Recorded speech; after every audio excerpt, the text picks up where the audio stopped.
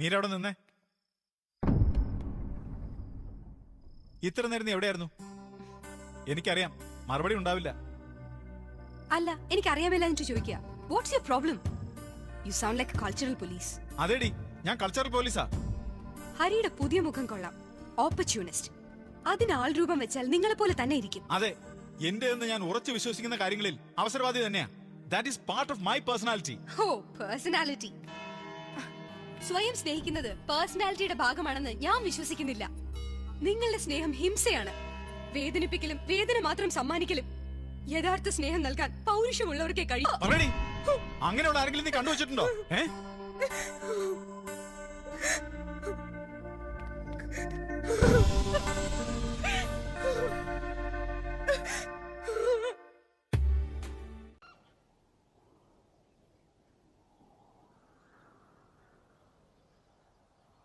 സച്ചിൻ, എന്താ ഒരാശങ്ക?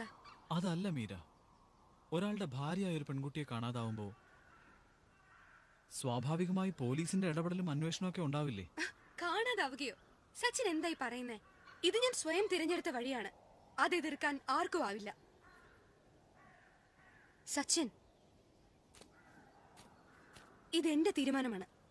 എപ്പോഴെങ്കിലും അത് ഹരി മനസ്സിലാക്കും. Let's face it. കഴിഞ്ഞത് കഴിഞ്ഞു.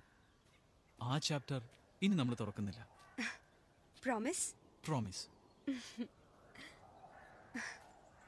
എത്ര രസമാണ് ഈ പ്രകൃതിയും കാഴ്ചകളും. കാഴ്ചകൾ തുടങ്ങാൻ പോകുന്നേ ഉള്ളൂ മീര.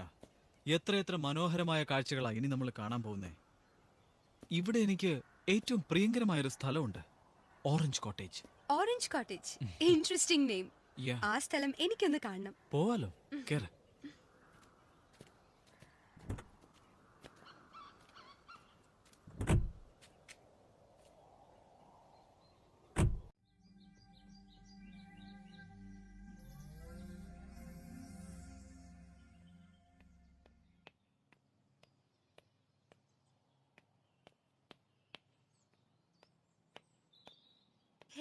ഹായ്.